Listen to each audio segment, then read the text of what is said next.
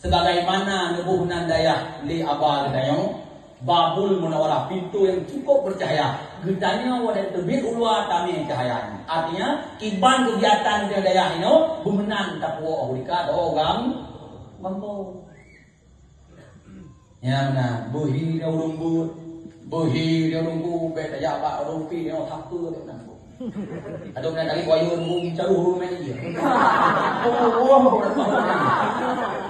Kuat kai angkung daya itu lagi kayak kemenan. Ribet lagi. Hajar tu pokoknya tahu huwa. Kan kalau itu kelompoknya tu. Ukuran bayang tu dua masalah ya. Tu juga tu. Cahina nunggu. Kalau dia cargot kalau dia mungkin lo penuh ni kan. Yang benar lagi. Dianggap hanya dua tu. Maka dia tunggunya kan lagi pakaian putih.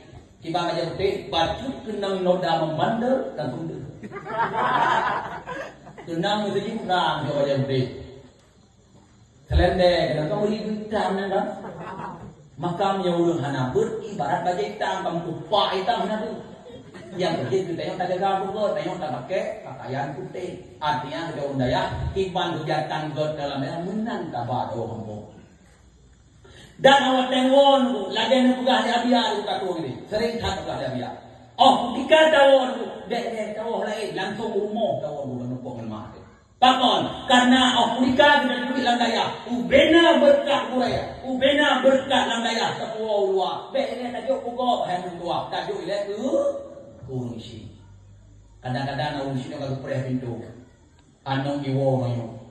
Berita yang bawa anu orangnya pri kayu kampung gepreh mo makan mo le mo no bina berkat ya luar dan mo munde mo le berupa mah salam orang si balik-balik jaro ide warna orangnya pada salam gure balik jaro